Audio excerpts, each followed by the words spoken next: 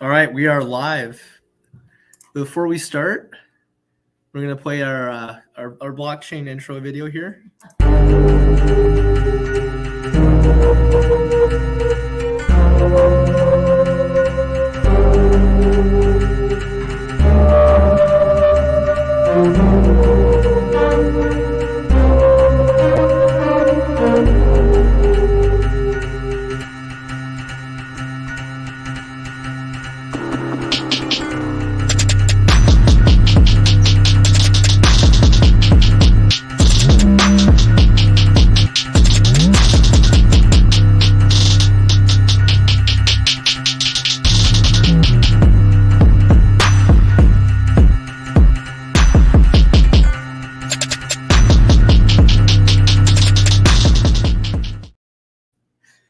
All right, this is not blockchain evolution nationwide event, but we are here to talk about the dark side of AI.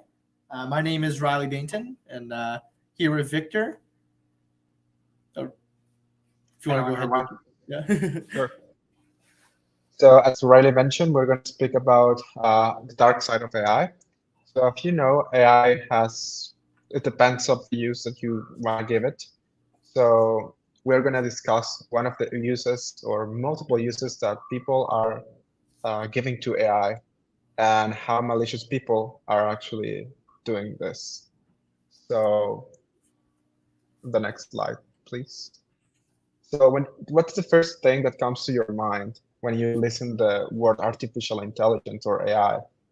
Well, sometimes we may like go to the movies and see like like Terminator or things like this, or maybe we can think about robots.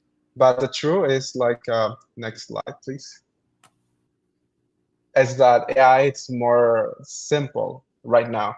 So you can find it in robots, not like the Terminator one, but you can find it in like rovers, which are machines that are sent to other planets to explore and find a specific rocks and analyze them and all that.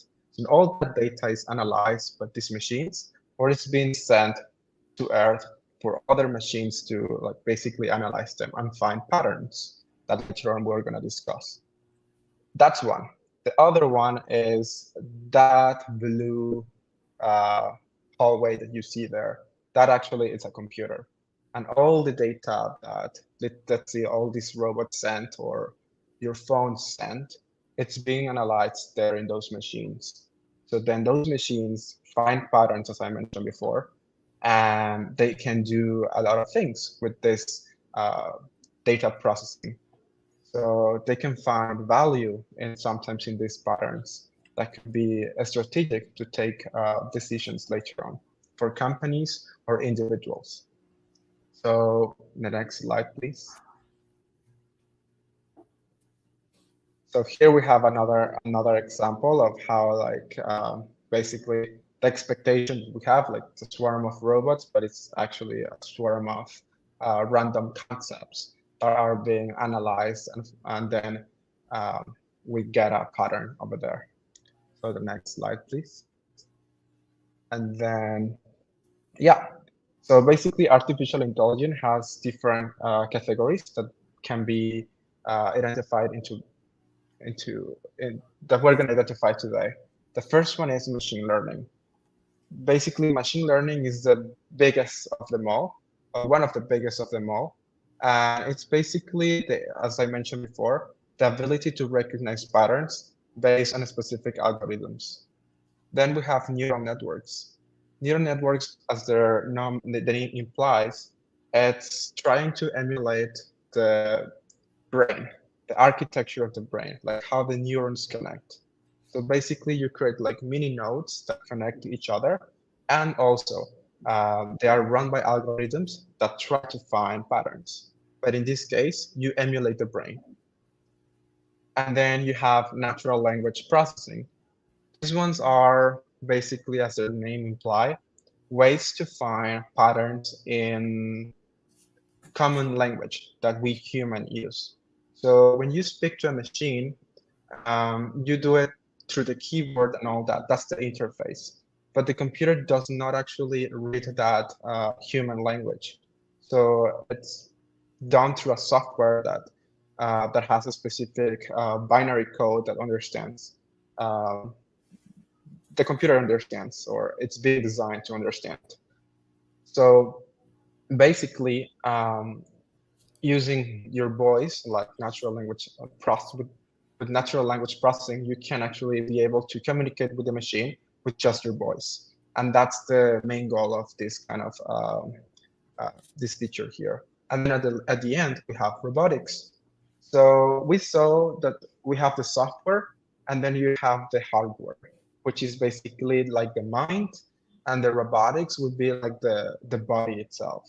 So with robotics, the AI can analyze things. It can see, it can hear, it can maybe smell. It can have multiple senses, right? And be able to identify patterns in the let's say in the environment in which that machine is. And that could be your phone, it could be a computer, it could be anything that you want to have it with AI. So, and then we will discuss that later on. So the next slide, please. And also, as I mentioned before, robotics is also perfect for what it was, something that we saw here, the data-driven economy. So artificial intelligence came out as a way to analyze a lot of data. But a lot of devices, like computers, smartphones, and other IoT devices. IoT devices, anything that you see that has internet. And it's able to send a lot of data. So AI was actually, there's an arms race to develop the most powerful AI and to find patterns in this. So right now, the AIs that you see is the result of that arms race to understand those vast amount of data that these devices have collected. And yeah, what we have here is an example of artificial intelligence. They are called generative pre-trained transformers.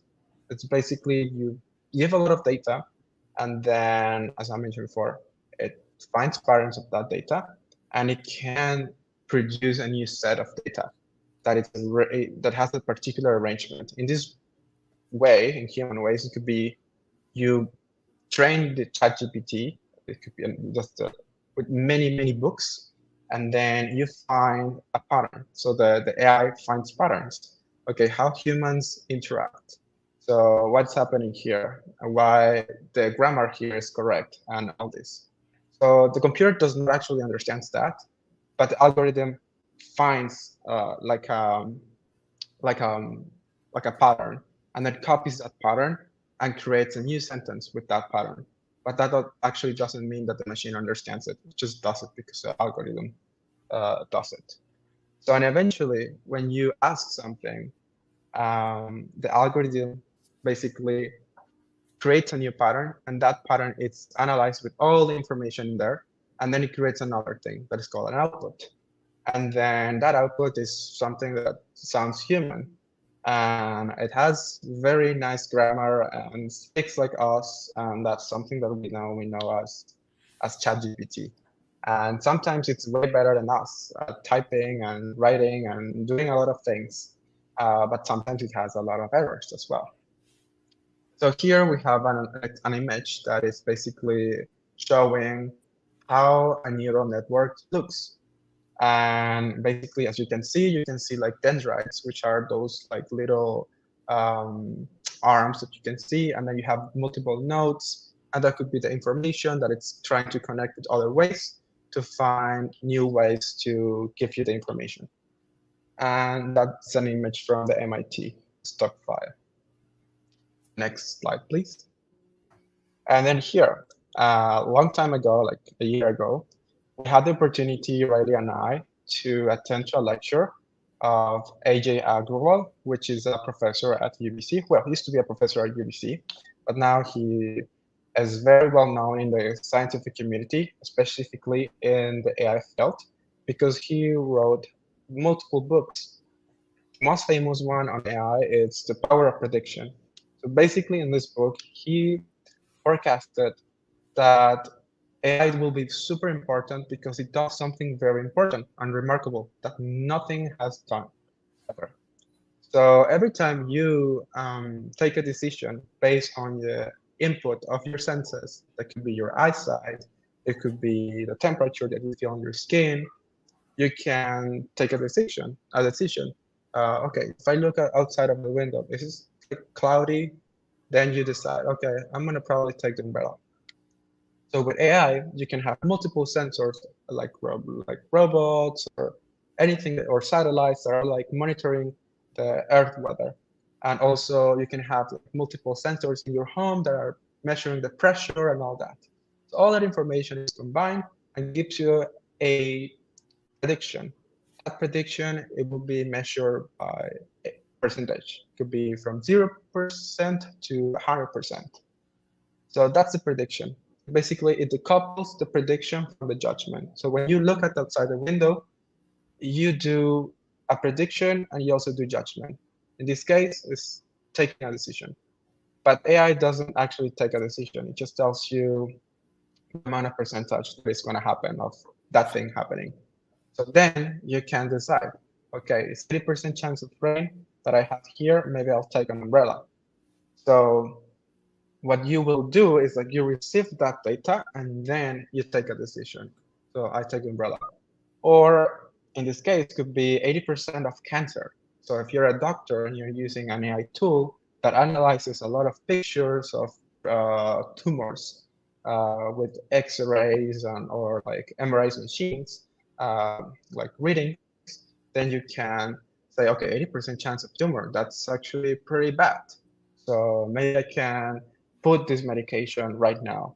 So you as a doctor, you use your judgment based on your previous knowledge of those particular cases and all the certifications and experience that you have had in the past. So you apply that knowledge based on the amount of input and output that the AI have like received and give it to you. So that's the magic of AI. It does something called decoupling. It separates prediction and judgment, and it will allow humans to actually be more efficient with things. But not only humans, also companies and anyone who wants to access to AI. Yeah, that was the big. Oh wait, sorry. Go ahead, Victor. You're finishing. Or Yeah, basically I have like two more slides. Then I can. You want to say something? I was just gonna say, yeah, the decoupling. That was probably the biggest thing I remembered or took away from the presentation. It was just very mind blowing. Just decouple prediction and judgment, and then that's what AI can help do. And it just really, yeah, AJ is a good guy, and he really presented that very well. So yeah. But next slide, right? Yeah, please. Yeah. So basically, now you have different ways to categorize AI. So these ones are very important to understand because based on this, you can have a perspective on what kind of AI you're using. And based on that, you can take decisions on, okay, maybe this AI is beneficial or not, is trustworthy or not. Because depending on the way how it was trained, you can see how well the AI was trained. So here we have that you have multiple ways. You have based on capabilities, you have based on functionality, and then you have based on learning methods. The next slide, please. And then we have here the different ways to categorize that. So basically, based of capability. So basically, right now, like the one that you see here, like it's called narrow. The first one is called narrow AI or weak AI. This is all the AI that you see right now. So it's basically trained to do only one thing or a specific kind of things, but it's not able to be self-aware. So it doesn't understand you. You just train it with data. It does the algorithm that you train it to do, and then it gives you the output. But it doesn't really know what is actually there. It gives you the sense that it's understanding you, that it's empathetic to you, that it knows your emotions, that it looks like a person, but it's actually not like that. It's just something like an equation that you do and you solve, but we are the ones that perceive that as emotional or very smart. Then you have the other ones. You have general AI or strong AI. This strong AI is like the next version of narrow AI. This one is almost as powerful as the human brain. So all the decisions that you take, that do, like basically are the same. Basically, the level of understanding of the world is the same as a human. So that would be self-aware, and it will be able to understand what's happening in the environment, and based on that, take a decision. In this AI, basically now it understands what you're feeling and what you want to do, and we're going to discuss that later on. So then you have super intelligent AI. This one is also like scientific, it's science fiction, but it would be something way beyond smarter than humans. So right now there is a lot of speculation on that when that will happen. So, but we probably won't see that in this century. So if we don't get extinguished in this century, then we probably will see super intelligent AI. The next slide, please. Just gonna ask the question though. When do you guys think strong AI is gonna happen? Like, if any predictions out there? 5 years. 5 years? Why is that? Why 5 years? Just non-educated guess. Just guess. No.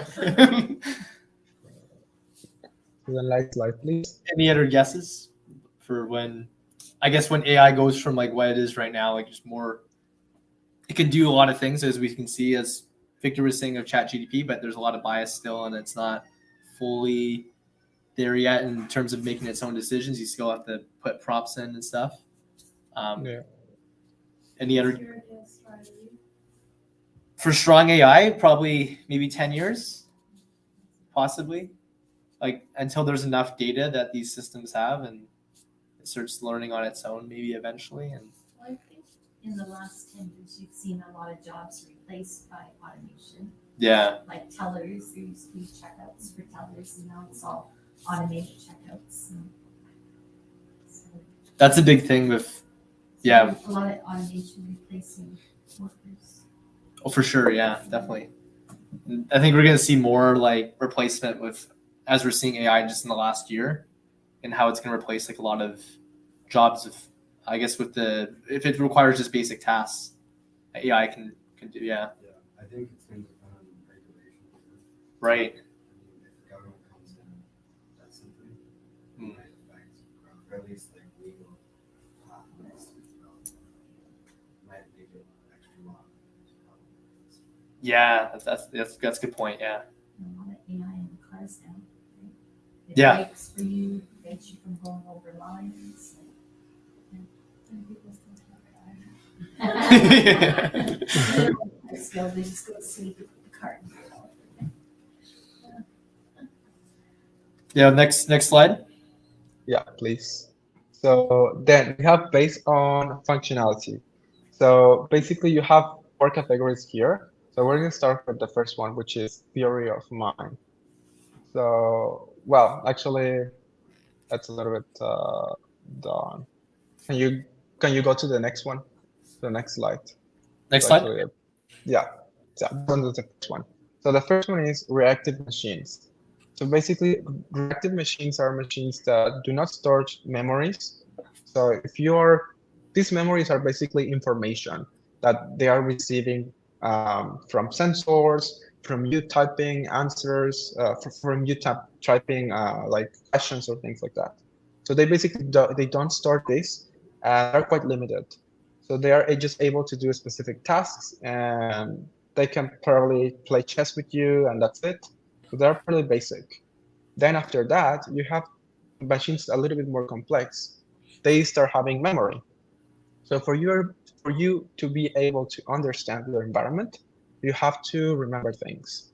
So right now we're actually doing machines that do that. So they remember where a human was 1 minute ago, 5 minutes ago, and they can actually, based on that information, they can create a vector that can tell you where the human will be probably in 5 minutes or 5 seconds. So based on that, they can tell you it's safe to drive to this street, or if safe is not safe to drive here, or it's, right now the car should be stopped. So that's how basically the self-driving cars we have now work. Or even chats like ChatGPT, they work like in this way. They have a specific memory that can use later on to craft their responses or their outputs. So if you are having a conversation with ChatGPT, it will remember what you're talking. And based on that, it will create a context. And then based on that context, it will craft the sentences that it's telling you.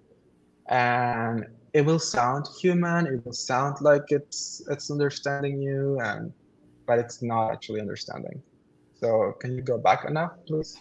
Oh, I was just gonna add in, like, let's say it's adding memory. Let's say a self-driving car is adding memory and it's saying, "Oh, this is safe to do," but let's say it's a bias thing. I guess maybe it thinks it's safe to do until there's a really bad crash.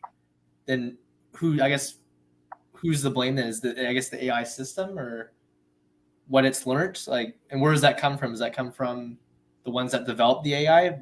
Like, who would be responsible in that situation? Then would it be the person feeding the data or the one that created the rule set to? Yeah, What do you guys right. think? Or like, I guess the ethics of, like, let's say self-driving, like making the decisions and what it learns.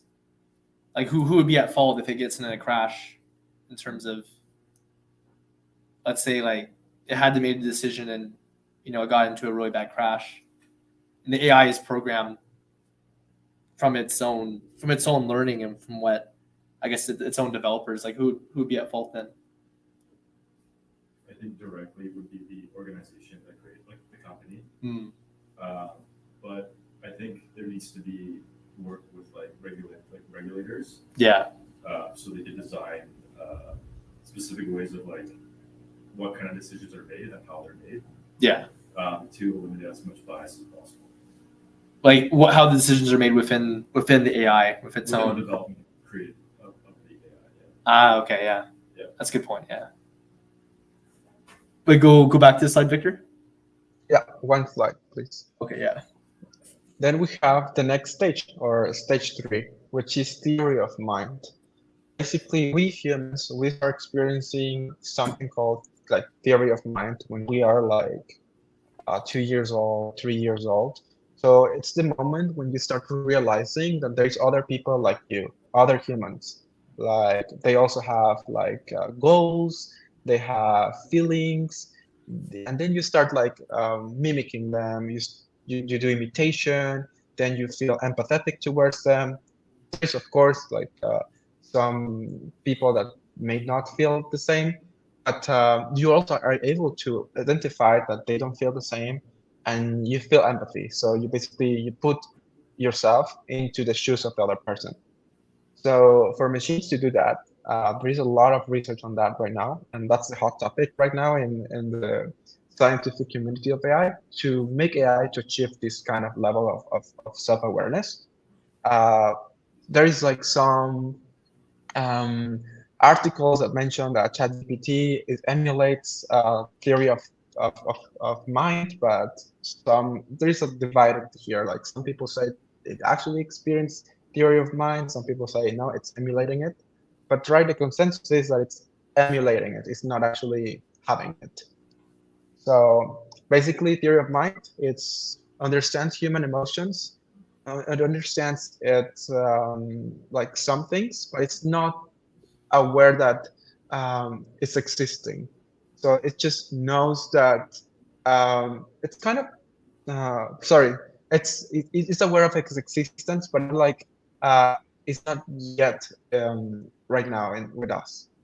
And then eventually you have self-aware AI. So this self-aware AI is kind of like the peak. It's basically aware of many things. It's just is aware like us humans and beyond. So based on that, we don't have anything like that yet. We don't know when we will have it, but the time when this happens will mean a lot for humans, because if we are using them as doing tools, would they have rights or things like that? So there's going to be a point in which AI will try to do its own goals, and then eventually we probably won't be there in those goals. So if that happens, there's a lot of like debate as well on what will happen to humans. But that's a topic that a lot of the scientific community are trying to see what will happen.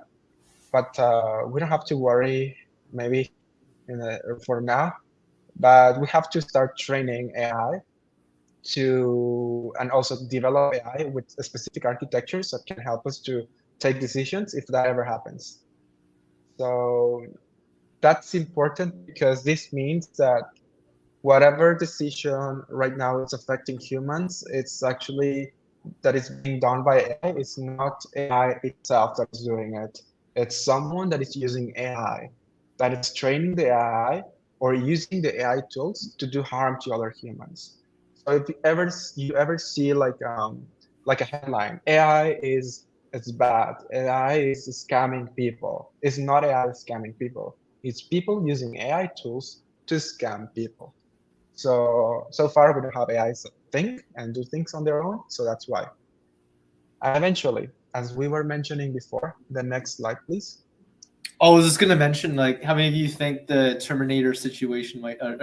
Any of you afraid that maybe that could happen, or like in real life, like maybe like AI starts to, once it becomes self-aware and gets to that state where it could.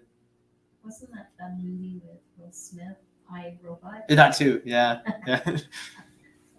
Any of you afraid like that maybe that could happen, or everyone's pretty optimistic, like? A bunch of CEOs are going against AI development before it. Yeah, I mean, they're afraid, so I feel like that's a small chance. that's true. Like, I think there was a thing where like a bunch of them signed something, they wanted to delay it for like 4 or 8 months. There was like the CEO of Pinterest Yeah, or something, and then more. I think it was Elon Musk too. Like he was saying, like how it's like to delay it, not have it go so fast.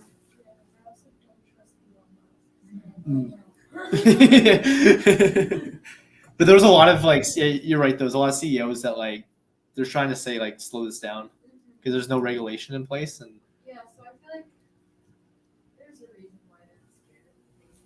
yeah, Could be like Oppenheimer, that movie, the guy that had created the atomic bomb, right? He Mm. went too far where they could destroy all life on Earth.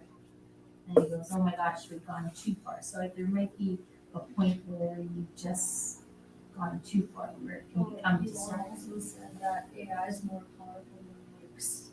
yeah. And if AI starts being used in like military, like I say, countries start using it in like their own military and stuff, like then, just as Victor was saying, like if whoever's training the AI, whoever's using the AI, Banks are using Yeah. it as investment tools now rather than having Yeah. people doing the calculations. Exactly, yeah. Perfect. Next slide, please. I think it's it's another one. One before? Oh, it's not loading. Well, anyways. So Can you see go me? back? Can you go back?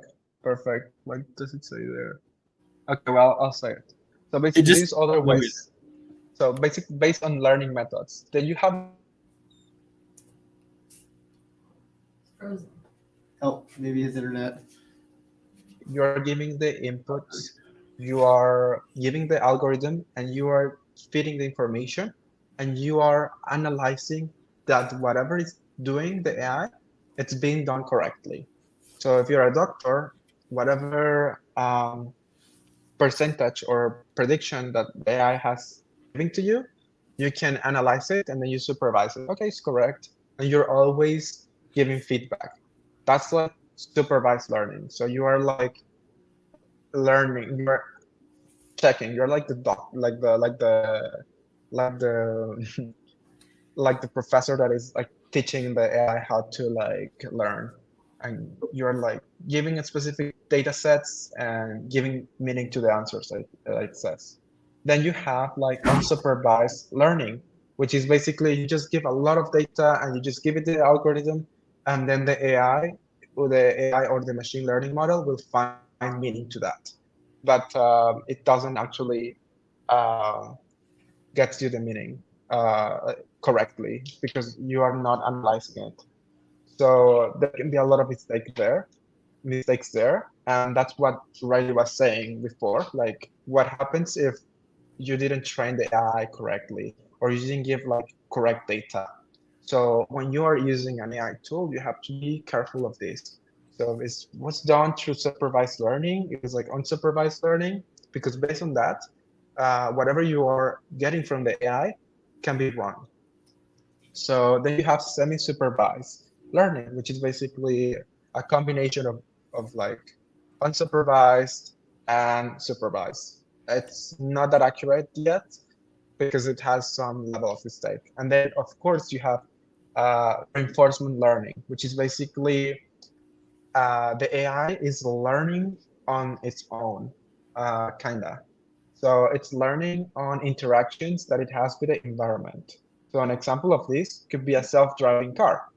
So a self-driving car is moving towards the city, it's interacting with cars, with people, and they see patterns. These cars see patterns, and based on that, they learn, okay, this may stop at some point because there is something that is stopping it. So it's remembering things and it's reinforcing its learning based on the environment, kind of like us. So it's like trying and having errors, like trial and error, kind of. And then eventually, the next slide, please. I was just gonna add a point for if you're using Chat GDP, like Victor made a good point where like information can be incorrect, but Chat GDP makes it so sound like it's so accurate when you read it. It's like, oh, like certainly this is exactly what, and the information is all false.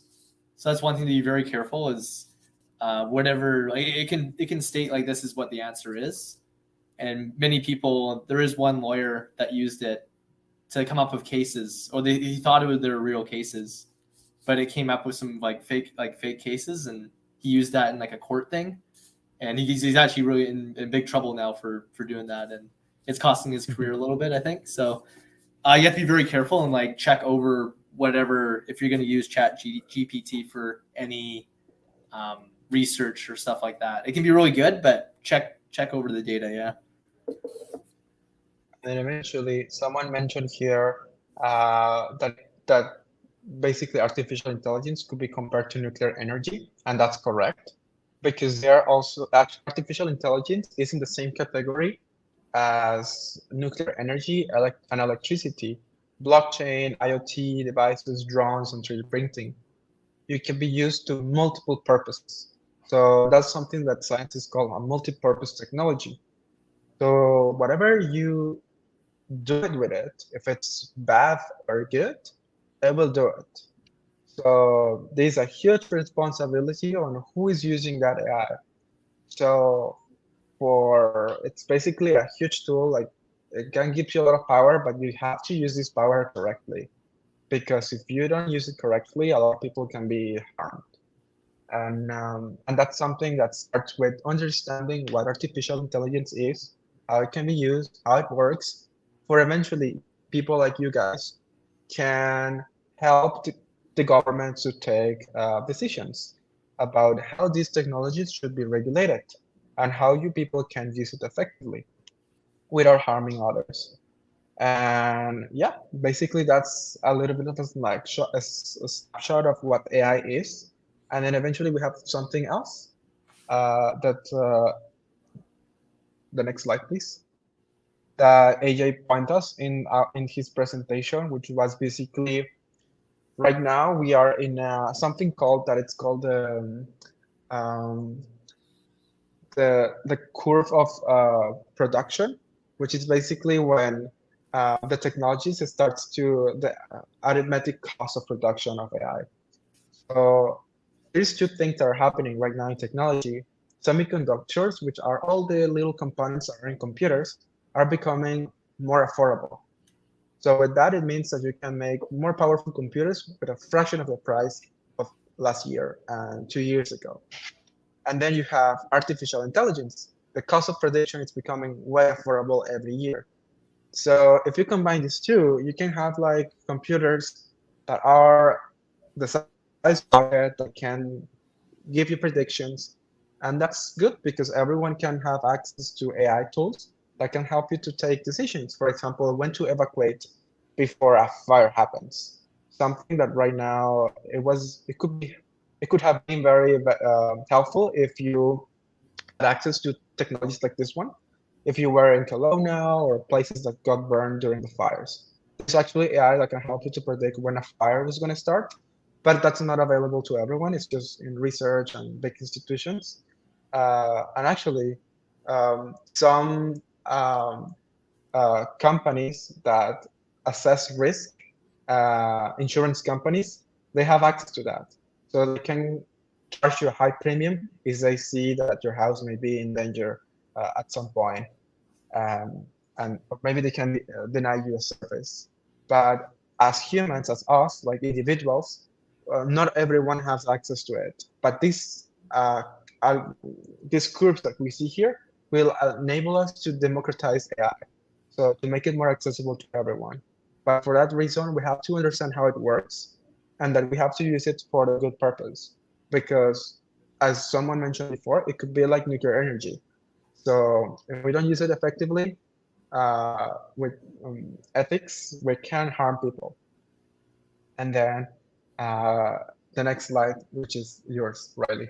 Oh, okay. I was gonna add into like just the costs of like running OpenAI, like their servers for ChatGPT is, yeah, it costs a lot like right now. But as Victor says, over time, I think the cost to run these things would be a bit more cheaper and be a bit more affordable and stuff. So we have to thank AJ, a good guy, as mentioned before, great professor, and he had a So I have a question about OpenAI. What's the need for it? Because so much to operate since it's free for everyone, right? there is the premium like subscription you can pay for. But that Microsoft owns it. Hmm? Microsoft owns OpenAI. they have a huge stake in. Oh, I guess they technically own it. Like yeah. So they can- But yeah, like there is a premium version to like OpenAI, like it's $30-$40 a month for GDP4. So, but yeah, runs really good. And then, but yeah, I guess just it's a lot of cost though, just to run all those servers and all that data. I guess yeah. The next slide here. All right, so top industries for AI. Who here thinks or which one is the most impacted by AI? Healthcare is moving pretty quick. But I think transportation has been faster. Any other guesses? Which one? Banking, finance as well. Yeah, that's good. Yeah. Maybe gaming? Yeah, gaming. Yeah. I actually don't know what the answer is. These are all like top impacted. I don't know which one's number one. But yeah, gaming like for NPC characters, so non-playable characters. AI is going to play a very big role in that, and how that's going to tie like to the metaverse. So when metaverse gaming comes out, because a big problem right now with the metaverse, there's a lot of worlds where there's not a lot of people playing. So it's very empty. It's not very interactive. So I think AI is going to really provide that experience where you're going to have more interaction with, there's players that don't exist in the real world, but they exist in the metaverse. So it's going to create the experiences a lot more. There's going to be a lot more experiences that you can have within those kinds of games in the gaming industry. So that's going to be something that's going to be coming. For metaverse gaming especially. So. And then for healthcare, as you were saying, Mom, it's really gonna like help automate, and it's gonna a lot of administrative tasks. So then, like physicians can spend more time with patients, so a lot of those things can be done a lot quicker. Is there any other points to mention for? Would you like to say especially for healthcare? We've got like automated arms and hands now because of the lack of staff. So they're turning to a lot more robotics. They don't look like humans, but they are parts that sort and will take tubes to different machines and pumps out thousands of results. So basically, you just need a person to review that the results make sense and they're true to life, and so it can replace quite a large volume of people. Yeah, no, for sure. Yeah. Are you either like used in radiology as well, like for X-rays and MRI scans, and then it'll check and diagnose what's actually wrong, and the doctor will confirm it. Right. Yeah. They used to use films, but everything now goes digital, to their laptops to plotters and stuff. So, yeah. Yeah. I thought your blockchain idea, if individuals can own their own healthcare and carry it with them. Yeah, it's a good. That's one of the biggest gaps right now. You see specialists, and 10 years later, you don't know where that information is or how to access it, right? Right. So if blockchain had something for healthcare where you own the keys to your own healthcare information, and everywhere you go, you can carry that. It would be way more beneficial to you than, doctors holding files in all different places, and you lose track of where things are. Yeah, and that would play a big role too. And as Victor was mentioning earlier about with AJ, like good guy, the professor, mentioning about prediction. So if you have all this data, like past data on your health records, AI can be there to help if there's something like a diagnosis that needs to be done. It can use all that past data that you have and make a more accurate prediction, maybe quicker.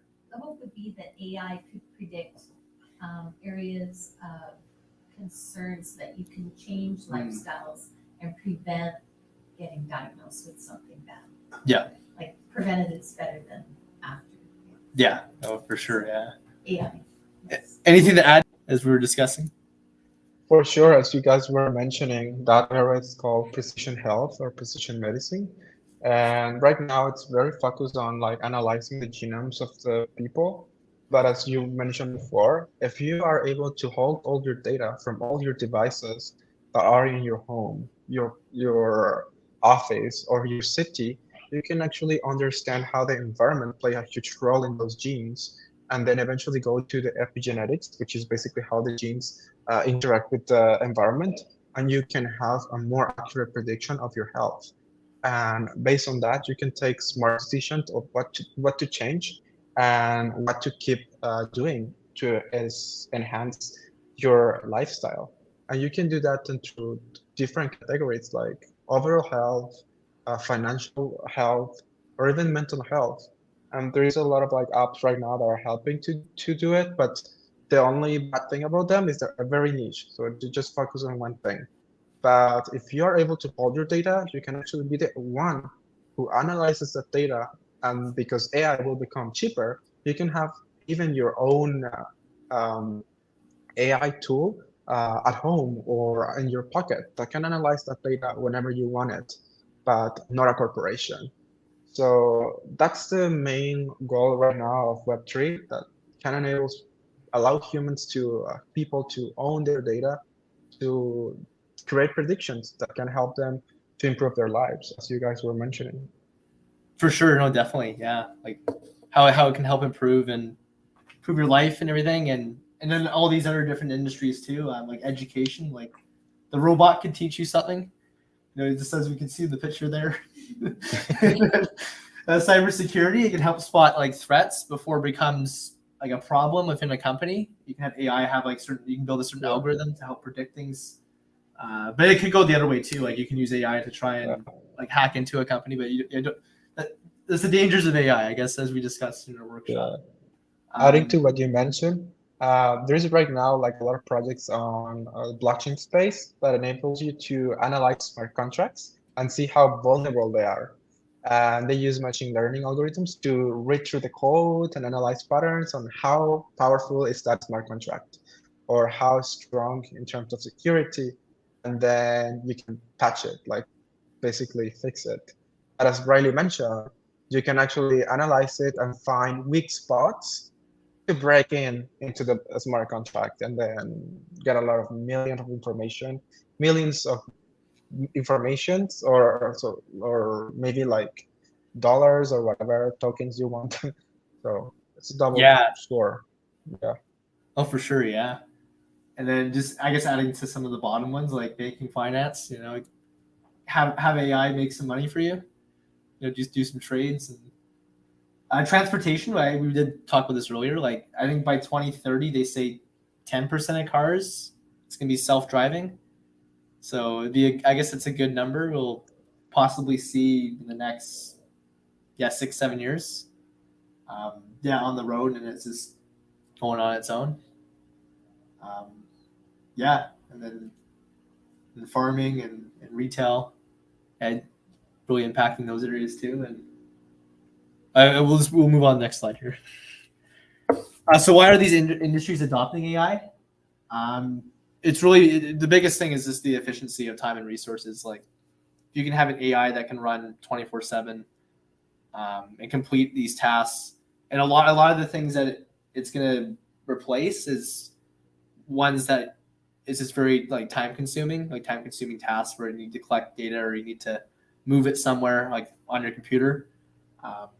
Anything that can be automated, it's going to be like replacing that kind of work. So that's why it's very important to like for career, for where you want to go in terms of job, like to really specialize in something where AI can't really, as of right now, AI can't have the ability to do that kind of work. So it's specializing in a certain area. Not doing things that's more, it just something that could be replaced by AI if it's a more automated kind of job.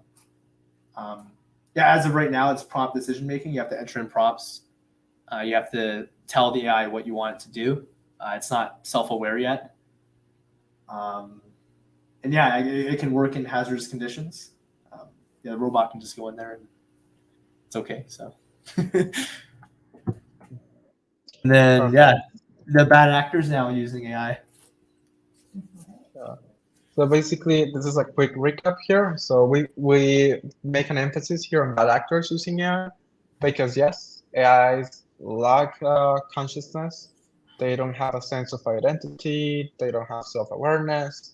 And eventually they are limited to context. And they are designed to do a specific task, either good or bad. You are the one who decides what that AI will do. So next slide, please. And who are these bad actors? Well, we have classified today these two bad actors in two, companies and individuals. So let's start with companies. So this is a little bit of a tricky section because companies are the ones who also give us the tools of AI for us to use them effectively and enhance our lives, make our lives more, make them easier and also more productive. But it has a little bit of a spin-off in here. So companies are actually now able to use AIs to obtain data from a user to then analyze it. So as we mentioned before, AI that we see right now, it was done through the arms race to analyze a lot of data that it was being produced in the tools that we use in our daily life, which are like IoT devices and including our phones. But now we have tools that interact with us with voice and even with our thoughts. If you have like a computer brain interface, you can actually think about something and put it into the computer and then eventually type it. And then based on that, you can find a pattern.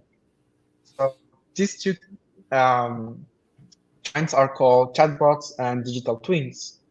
But companies can actually do this in an ethical way, but unethical way as well. And when they do it in an unethical way, they basically go into something called privacy violations. Big companies like Google, like Amazon, Meta, or Facebook have done this, and also Microsoft. And right now, OpenAI is in a scandal as well because a lot of data it's been shared with third parties. And also we have other companies like Snapchat and NVIDIA that are actually deploying their own chats and also AI tools that can help you to obtain more data about the user. And the worst part is that the user actually agrees with this. So every time everyone reads everyone uses a tool, they never, or most people don't read the terms and conditions. So in those terms and conditions, it's highlighted how their data will be used, with who will be shared. And yeah, sometimes it's shared with third parties that you don't actually agree or go against what you stand for. And eventually that could be bad for you. Uh, so let's see the next part. So here we have an example of like how the companies obtain that data from the tools that they give it to you, and then eventually they sell it to third parties. These third parties could be insurance companies, as we mentioned before, banks, or private companies. Here we have an example of a private company called Cambridge Analytica that was a little bit of a scandal back in like 5 years, or maybe like a little bit before the Trump election, because um, basically they took a lot of data from the users, and then they started to like do targeted advertisement to guide the results of the election there. So by analyzing the AI tools that we are using, we can see what kind of data is being obtained from us, if it's very sensitive, very personal, so how the data will be used. So you always have to read that, or if you don't read it, there can be consequences that can affect your life, or your, like, in the next 2 years, or maybe at the moment you're gonna get an insurance service or a bank service. So another one, the next slide, please. Well, good points. Yeah. We're running shorter on time. We'll do like we'll go a little bit quicker through these last slides here. Okay, perfect. Yeah. So here we have some examples of privacy violations with ChatGPT. These ones are articles that have came out in the last couple of days and weeks. So we have here that basically there's like lawsuits against like OpenAI, third-party sharing apps. For example, the government of Poland is investigating ChatGPT due to privacy concerns. And basically, ChatGPT is also being on the headlight because there is breaches, data breaches that do not comply with GDPR laws. We're gonna discuss GDPR in a little bit more of a detail. The next slides, please. And then we also have the copyrights thing. So every time you type something that could be confidential, remember, like ChatGPT, every time you put an input there, like a question, and gives you the output, which is the response, they reuse that, your information and the response, to generate better responses. So you're basically training the algorithm to become better, but in the meantime, it's using that data. So if you put something very confidential there, or something with copyrights, it's definitely going to be violated if you put something there. Then eventually we have like, yes, excessive data collection about your persona. Then we have targeted advertising and profiling. Basically, they create a profile about you with your name, their credentials, and everything, and then all the information that you put there. So if you put health information, mental health information as well, that could be with a normal conversation. So basically, they can solve that. Then you have data exploitation, third-party sharing, as we were mentioning before, and misuse by bad actors.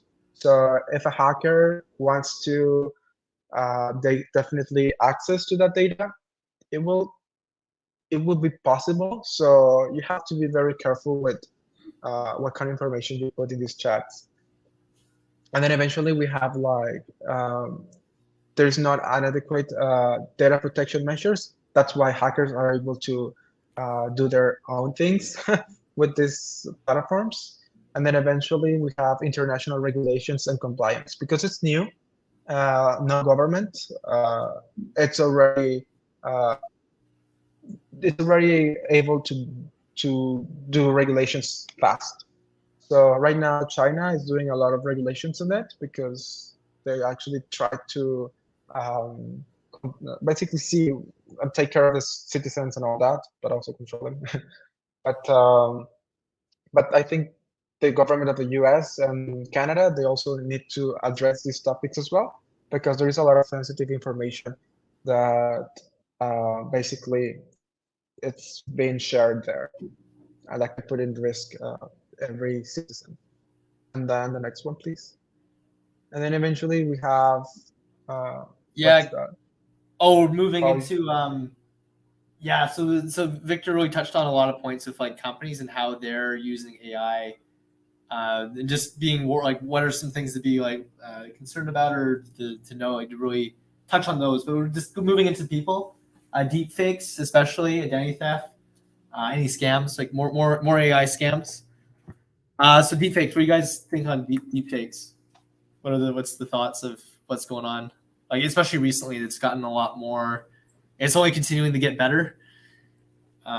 Any general? A lot of them are actually happening with politicians. Yeah. President of Ukraine has just for using these are that one. This one here, yeah. Obama as well, other presidents. So I think that can have a huge impact. Yeah, like it's just, especially when it gets to a point where like you just can't distinguish between real and not real. It's and as Victor mentioned, like there has to be some sort of regulations. And I know Victor, you brought up that China has regulations on deepfakes already, right? Where you have to have it say and claim like this is a deepfake, this is not a real video. So I think that would be important for deepfakes moving forward, that you have to state this is not a real, because then if you don't, then it just gets to a point where like what is real. Eventually, you get to that point. But just going back to like deepfakes, there's all this. So it comes in video and also audio, or I guess both at the same time. But yeah, for audio though, it really quick. Like there's some scams, some really concerning things where all they need to take is a few seconds of an audio clip of someone, and then that can turn into you get a phone call and you think it's a family member, but it's actually like a scammer using the person that you know, their voice. But there are ways to distinguish if it's real or not. Usually it's it's the manner of the speech, the timbre, and I said that wrong, but yeah, it's usually how the speech is and how they're talking. You can really tell like there's a bit of like broken speech a little bit. Things to watch out for if you ever get a phone call and it sounds a little suspicious. Maybe ask some questions that the AI won't know, and then just kind of figure out like it's either a scam or it's the real person calling you. So also another thing that you guys can do is like maybe plan a keyword that if it's a real emergency, you only know, and only the people that agree with that letter, with that word or code, will say it. So if it's an actual emergency and it's a person, the person, instead of telling you, "Oh, help me" or whatever, it will say that word, and that proves that it's the real family member. It's supposedly calling to you. That's one. Another one would be like changing your bank biometrics. So if it's voice, then change for another method of verification, because right now there is a lot of scams on that, especially in Canada with specific populations. So you guys gotta like change a new way to verify your identity that it's not voice call or something. Yeah, and don't let the phone like take your ID and stuff. You know, as we see in the photo here, you know, like this woman doesn't seem too happy. You know, the AI is just taking your name, and you know, social insurance number is not good. That driver's license, you know, you don't want the self-driving car now claiming to be you and you're driving somewhere else. So, so identity theft, like, yeah, be very careful where your data goes online. Because there is, a lot of places like they say, oh, it's free, you just got to sign up, but you're providing your data to them. This is something that me and Victor, we talked about a lot before, and just being careful where you put your data. And that's why blockchain and kind of owning your own data is important. And just be worried where you put your data. And yeah, don't be like this woman here who lost her ID and her phone too. It looks like her phone got broken. So yeah. For example, in this case, there could be a lot of apps that are out there, even with filters app that are able to like analyze your face and make you like with a nice background or like a business photo or something like that. A lot of these AIs are not very good for your data privacy. So they basically can take your biometrics from the face and emulate your face and maybe use it or sell it to someone that you don't want. Or they could be hacked, and then eventually a malicious actor, an individual, can take that information and do something against you. So yeah, it's not good. Yeah, just like this guy here. Like you don't want him, coming out of your laptop and taking your money that you left on the counter. That's you gotta be very careful. These kind of AI scams, you gotta avoid guys like that. Like you don't want to lose your laptop and the money that you left on the counter. That's not good. So. And then I think that basically ends the presentation. That was everything. Any questions? Anything? I